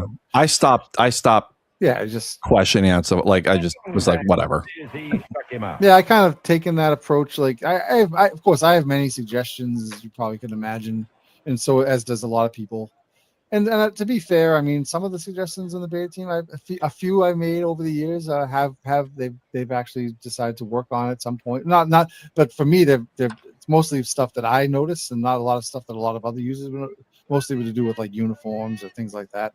Mm-hmm. But it really basically, for instance, not to toot my own horn, but the reason the way that the uniforms load for every season. The historical uniforms, if you load up a season, and that was all kind of designed. I kind of came up with that and tested that whole process, the XML files and things like that they use. So anyway, but just stuff like that. But there's a lot of things, I think, some common sense features I think they could use. I don't want to turn this into a feature thing, but I just feel like sometimes I'm hoping that they are able to get to these at some point. I know that they're obviously, as you mentioned, they're a small shop and they're constrained by a lot of different things. So, all we can do is hope. I'm past the point of like thinking it's going to happen every version. I'm just kind of more relaxing and enjoying the game for what it has and hoping that the new stuff comes at some point, So. Yeah. I mean, I've kind of been working on promotion relegation stuff. Yeah. Oh yeah. Because if you're going to have it in the game, and I do intend to use it, if you're going to have it in the game, there are some ways that can be improved. And even though I know it's a niche thing, I just bring it up every now and again. The last round I brought up before, or right at the start of the last beta session, did get some traction. Yep. But then it's also came right at the beginning of the beta. It's not going to go anywhere. Like, I know it's not going to go anywhere. I just want to bring it up every couple of months and see what happens. I think promotion relegation is a really cool idea to do. especially for a draft league or something, if you want to implement that as a, I think that's so cool. That's a great idea. I mean, it's just, to me, just looking at it, and I'm sure you've thought much more deeper about it, but to me, on the surface, it seems like it could be very tough to figure out or to implement, but maybe not. I mean, like you said, they already have implemented. I might not even have known that. Promotion relegation's in the game. Oh, it is. Okay, it's there. It's just like now I'm gonna have to bring up what I've suggested, because like there are things that can make it better, especially when it comes to transfers and loans. That was really like the big suggestion that I had, was improving on the loan system. Like, you already have a loose loan system when it comes to the fall leagues. That's basically a loan system is what you have going. Yeah, you're right. You're loaning them out, right? Why not expand that into the trading system for promotion relegation? Like, if you could loan out a prospect down to like a Division 4-esque team, that would be amazing. Like if you because that's effectively like a minor league at that point. And so that was the main crux of what I wanted to see. I see. There were a couple I had some quality of life stuff I wanted in there. Actually one of the other big things I really have wanted to have is a fantasy baseball mini game. Okay. Where it's basically like a daily fantasy game within your league, where you can play, like you can choose a few players. There's a rudimentary point system. You can accumulate points, go up against fake rosters, whatever. But it's really about immersion, because you get into a giant league. It's intimidating to get to know players. It's an opportunity to get to know other players in the league, and it's also a little meta, like a game within a game. I actually did get Gary Gorski to put that into his pro basketball game. Oh yeah. Is that the Wolverine guy? Yes. And and it went. It was met well. And I'm like, well, baseball is bigger. Like it's all about immersion to me. Immersion's the thing. Mm-hmm. Exactly. That's what we're trying to attempt here, right? Jamie and I. Jamie's trying to immersion with all the stories and the videos and even though it's teams from all across the area, but all in one tournament, we kind of imagine it as this one. When you see these commercials or these intro videos that Jamie made with with Dick Williams sitting next to what's his name, John McGraw, right? Is it John McGraw or no? Who's the manager? Yeah, it was Dick Williams and John McGraw was from the last series. So it's like you see the picture and it looks real. You actually almost believe it. You almost feel like you're in that world. So, but yeah, same thing. But the immersion that you're talking about maybe a little bit different. I mean, the same, but it's just we're still trying to get the same place, right? To be, So, yeah, this is that's amazing. So John, have you ever set up an online league or anything in OOTP? Or it's been a while, but yes, I've back in OOTP 4, I had I had an online league with 16 teams, or like the original MLB setup, but fictional. And we played out 100 seasons before we took over the teams. Oh wow. And I allowed my GMs to input their own players into the league and help form the history. Oh wow!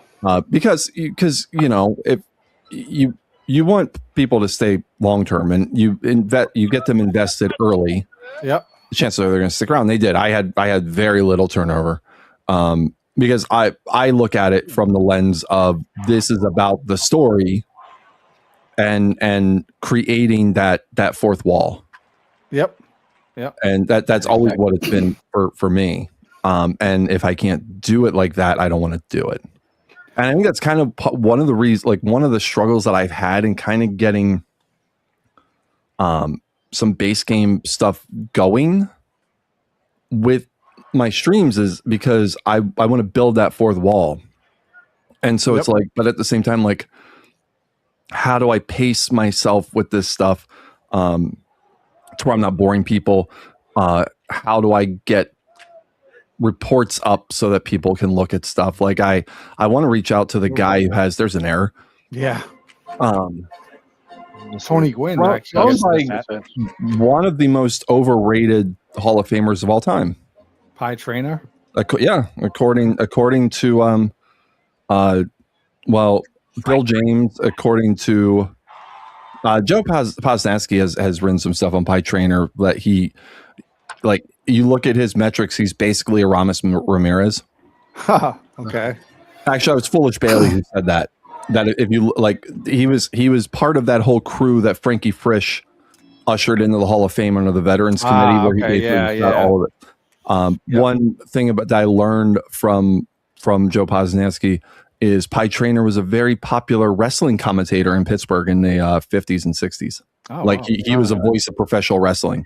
Interesting. Weird crossover. Here's Kyler. Have you played any other baseball or sports games? Well, obviously, I guess more baseball besides out of the park. Not of the video game like Stratomatic or anything like this. Games. I played Pure Sim when Sean put that out. Mm-hmm. I was actually, I feel like I may be Mandela affecting myself. I feel like I was bait on that because he and I had a lot of conversations very early on with that game, and I had so many hopes for that game, like that there was room for both Out of the Park and Pure Sim in the community at that point. Yeah. And Marcus was supportive of Sean for the most part. Yep. Like that was a thing to learn together, because Sean was working with Marcus for a while before he decided to make Pure Sim. Like Sean helped code some stuff. Yeah. I played that. Like, I came in on Front Page Sports. Oh yeah, I remember that. Yeah, I played the football. 98. I played the baseball game for sure. But yeah. Yeah, I mean, the baseball games were great. Like, that was actually how I got into online leagues, was Front Page Sports 98, which was Dream Teams' only online league. Dream Teams, the person. That's the guy. Yeah. His real name is John Johnson, but he the man behind Metro's leagues. That was one of the great solo dynasties of Out of the Park history. Like, it's he created his own world, and he had great, like, he was a great storyteller. Did he create a bunch of 2D ballparks, like images for his league? I remember downloading a whole ton of images for him, and that was when I was creating fictional parks at the beginning. I was kind of using a lot of those as like inspiration, It's amazing. And I think it was him that had he had a zip file full of images. I was like, oh, these are great, and they were all kind of like handmade. I think. I don't know if that was his. I forget what he used for it. I wonder if I have. I'm going to look back at my private messages, because it's been a long time since I've talked to him. Ooh, we're in the ninth inning here. Sorry, Johnny Milgis is in for the Pirates, trying to close out the Pirates. Pretty solid for them closing the games. Yeah, here we go. Sorry. And that's going to be tough. Oh, base hit, infield single. Broderick Perkins and Gary Templeton. 188. He's 1 for 3 Padres today. got their foot still in the door. Uh-oh. Well, maybe not for play long. at second. Oh, they only get the guy at second, so. Right. Not a great turn, double play. And here's Tim Flannery. That's going to be a tough play. Let's see. Oh, they go to second, and he's out at second. Oh, they get the double play. Game over. That was a interesting delayed reaction there, but Pirates had a video glitch there. Yeah. I thought it was just going to be a force out at second, but that's it. So the Padres go down in game one. The Pirates. Now they came back there at the end at the last. Yeah, it took a little bit of a blow there early, but bounced right back. Tim Lawler with a home run. Wow. That's amazing. He had Don Gullett with a triple. He has a home run. We don't need no stinking DH, right? So I'm gonna put a link in the YouTube chat that has what you were talking about, Mike. Oh, you are? Okay. That would be a nice trip down memory lane. Yep, there it is. Yeah, I'd like to follow back up with you. Once you've spent more time with it too, when you were talking about earlier about with the unaffiliated minor leagues to try to get that to work in a more historical way. Yeah, I don't see the link. Did you? Is it not showing up? It's in the YouTube chat. But does it not show up on the StreamYard chat? It should, right? It should. I don't have the YouTube chat open only because I don't want to have echoes. But maybe it doesn't. Maybe it doesn't show up. No, I had chat show up. Maybe it's just there's a delay. Do you see it, Jamie? I don't see it either. Maybe there's a delay. Well, you can always just message me on the OOTP forum too. I will. I find it interesting because actually he's started. I don't know when this has been updated, but there's a football league that he has. Oh really? And I don't know what he's used for it. But yeah. Oh, he's using Pro Strategy Football, which is another game that I was involved in at the ground level, and I couldn't get into that. I couldn't get in that game. The pro football game is a little bit better. The college game, which I believe, I think at Pro Strategy Football, the one that became part of Wolverine's umbrella, the college game. Oh my God, yeah. I had real hopes for that, and I couldn't. But he has. That's weird that it's not coming up. That's all right. Don't. Yeah, it's all right. I'll get it from you after, but unless you want to send it to my OTP thing, right? Right now, I'm just going to play a commercial from another commercial for Bash Balls cereal. This one's going to have Babe Ruth in it. So 1 second. Just give me 1 second. And now a word from baseball's biggest star, Babe Ruth. Say, boys and girls, when I step up to the plate, I like plenty of pep, and that's why I say start your day with Bash Balls. They're mighty tasty, crisp as a base hit, and packed with the kind of zip that helps a fella swing in there with confidence. So ask Mother for Bash Balls tomorrow morning and take it from me, the Babe. They're a real champion's breakfast. Get Bash Balls at your grocer's, the official cereal of the big, beautiful baseball bash. Love those. All right, so let's see. I just sent you the link on the Out of the Park forums. All right, let me just go off of my other screen here and get that. There we go. The forums always work, even though they're really outdated. But yeah, it feels like it's a step back to yesteryear. Which is weird. So this guy wrote, that's right. He created his own island and his own country. And if you click on one of those cities, it will show you the ballparks that you're. Oh yeah, that's them. See, he created these that looks like Tiger Stadium, obviously, but yeah. Look at this. He has his own page. Yeah, and it's interesting because Jamie and I were throwing around an idea of possibly starting a fictional. Oh yeah, these are great. Yeah. I like these. Yeah, I think I used some of these. Actually, this kind of looks a little bit like the first stadium I ever built, and might have had that with a little scoreboard here in right field. Yeah, these are fun. Yeah, look at that. That's cool. It's like a green monster in center field. Yeah, he was my gateway drug, and he was really the one who pointed me to Out of the Park. Okay. Because he ran a league using Front Page Sports.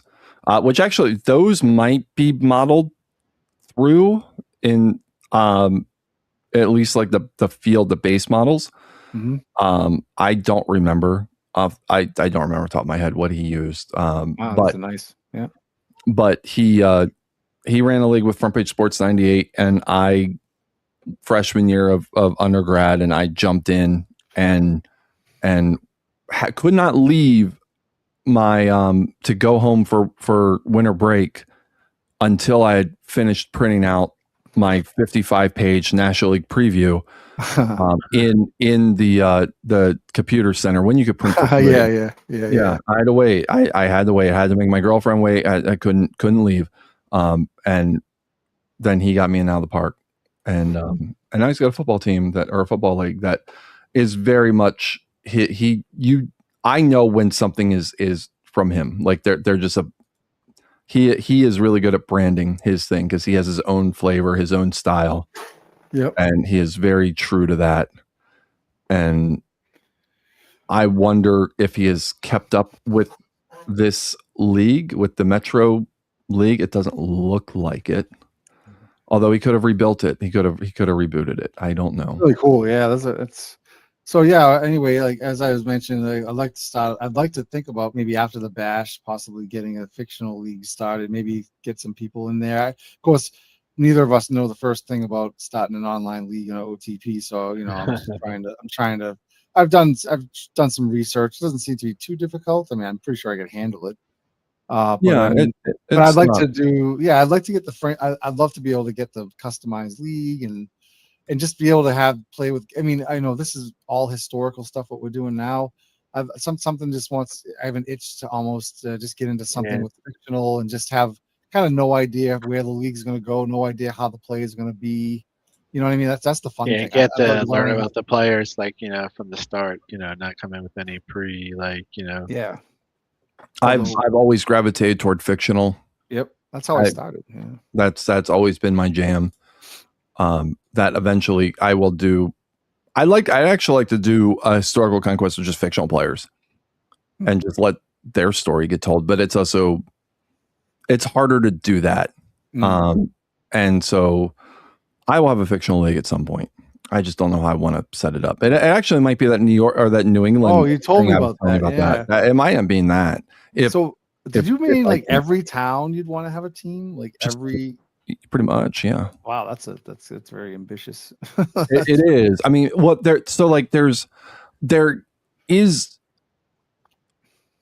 there's a lot of setup there, but there's also not as much as other concepts, because like if you take every town in Connecticut, all right, there's 169 towns in Connecticut, and I know that because I have set this league up in Connecticut.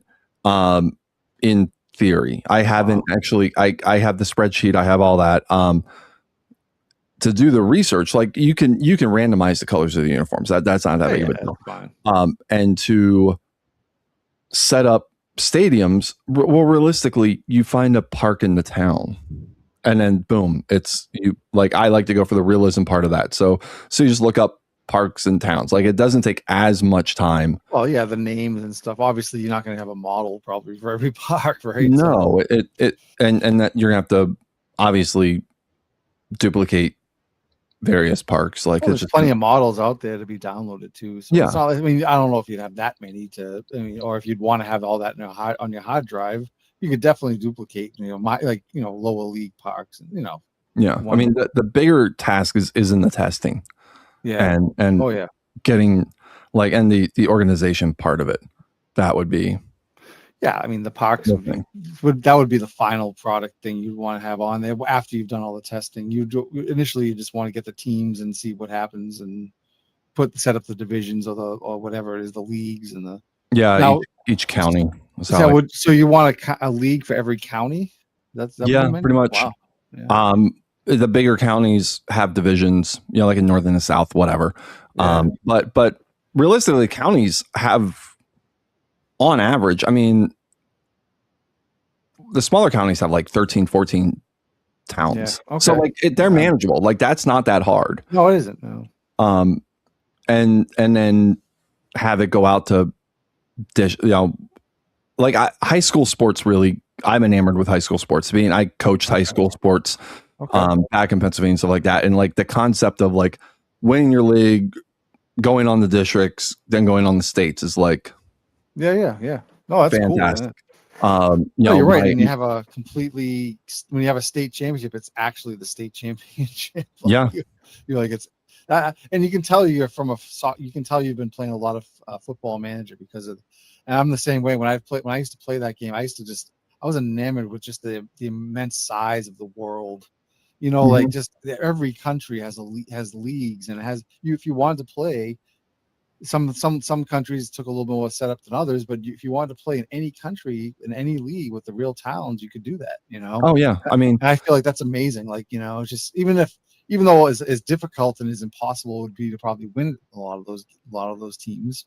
For instance, when I played Football Manager, what is it, 2016 is the last version I had. I used to love playing in the Ireland, the League of Ireland or whatever it was called. And I used to love. I'd play start off in the second division, and I felt proud of myself because I was actually able to make it to the first division in Ireland, and then I won a cup game. I made it to a cup, like an FA Cup or something like that. And it was like I was just like, this is amazing. I'm playing against some team in England, like in a cup game. Like I'm a crap town in Ireland here. It's great. So anyway, that was what I had fun with. The true Football Manager masochist out there. There's a mod, I believe it's called the T20 mod, that will give you the 20 levels of the pyramid. So the Premier League is at the top of the pyramid. Championship is the second tier of the pyramid. League One is the third. League Two is the fourth. And then after that, you are out of the football league. If you all amateur, then you get into the semi-pro leagues, and then the amateur leagues. And so like the Vanarama National League is the 5th tier. When you get to if you get to the 9th and 10th tier, you're already in like basically like Sunday leagues, like the guys like us who go out and play baseball on like I played Twilight Ball back in Harrisburg, which was like serious amateur baseball. It was still amateur baseball, but it was college guys. We have former minor leaguers. Like this story just actually came up last night that in a tournament in 2000, the team that I played on in Harrisburg, there was a big tournament in Harrisburg every year for Memorial Day and 4th of July. And in one of the tournaments, Bergen Beach in New Jersey brought Solomon Torres. 3 weeks before Solomon Torres went back to the Giants. Now, why the hell Solomon Torres was showing up in Harrisburg, why he was with Bergen Beach showing up in Harrisburg to pitch against us, I have no idea. But to watch a major league pitcher who was in his athletic prime, because he was like 27, 28 at the time, he threw a 3-hitter. Like my team had guys from the ACC, Big Ten. I think we had a couple SEC guys. Like we were really good. We were no match for that.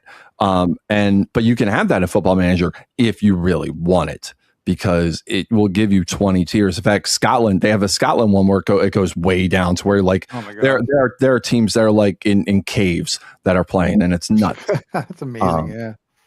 So yeah, I mean, so I can see where your fascination with it seems like with the baseball. The fictional the New England League. I'm not gonna lie. If you're gonna do Massachusetts, I'd be interested to see how that goes.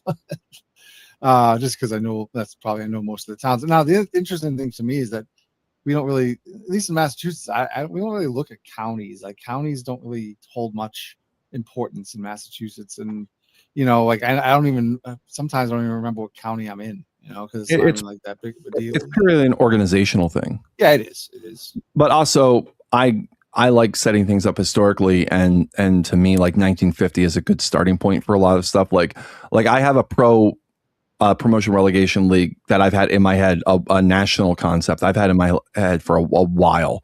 And 1950 is a good jumping in point because it's post World War II, and you can easily just say, well, the Americans saw British football at the in World War II, or learned about the system and decided to bring it here, or with impending free agency and whatever, the baseball as we knew it collapsed coming out of World War II. Okay, and so that's what 1950s always like. Whenever I've done a fictional league outside of the American Baseball League, like I ran a promotion relegation league back in Out of the Park 9. I want to say, or 10. The first year that Marcus brought it into the game, I was kind of his guinea pig, and I ran the first online league with it, and I set the league up in 1950 because I thought that for the story part of it, like that was a jumping in point. So like I've always had 1950 in my head. If I did something like this, I actually might try and play it out through history. Although I don't know if you could do you could do a New England State Championship or New England Championship overall. It just would be more difficult from a transportation standpoint, but it's doable. Wow, this is good stuff, John. Thanks for coming on, man. I really appreciate it. Jamie, you have anything you want to ask John at all? Or, I mean, I mean, no, I mean he's covered. There's probably many more things that I would like to talk about, but Covered everything. I thought what you were going to say, and it would have been the best thing possible to say. I'm like, because I'm just yammering. I have no idea what the hell I'm talking about. Like, that's all right. It's interesting because like, you hit everything. at least for Mike and I, anyway. Because like we said, we have been thinking about doing a fictional league of some sort, and I don't really know much about the game Football Manager, but I know it's very similar. So yeah.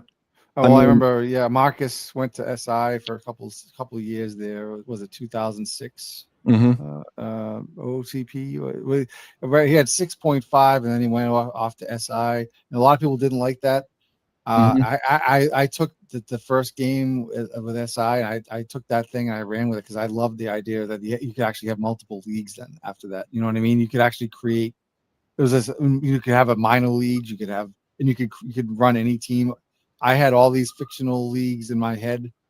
Very few of them I actually materialized, but yeah, I mean, I could see where he was going. I liked it. I liked the idea, and that's where it is now. It's like, a lot of that has to do with the fact that he went to SI for those couple years or whatever.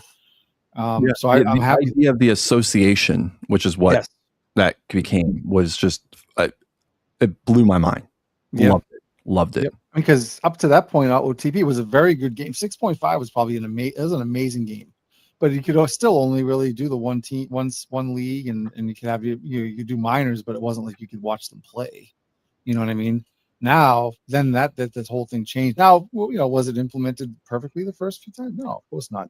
But it was a little bit of a pain. But I could see where it was going, and so anyway, yeah. So I think John, I think we're gonna wrap it up. I mean, it's 2 hours here. But I know this is probably nothing for you. You have your streams have the stamina of like 4 times this much. So I wouldn't go that far. By like hour 4, just me going like that. Yeah. So I'm just gonna play. I just want to thank everybody for coming out, for coming on here. World's Worst Gamer. Thank you, sir. You're I see. Oh, Jamie is posting there. I almost said thank you to you. I don't want to do that. We got Philip who showed up, and we have who else is here? Vinny. Thanks a lot, Vinny, for coming on. And wow, we got a lot of people. Vinny. Not a huge crowd tonight, but hopefully people will watch this on after the fact. Sometimes it's good into Japan. Monday That's night when we yeah. We got the Japan time covered. So. But thanks everyone, and John, thank you. I'm just gonna play a little outro video, so don't just hang out for a second, and then while I just have a little outro thing that we just do, and then we wrap the show up. So let me just go back here, and okay, here we go.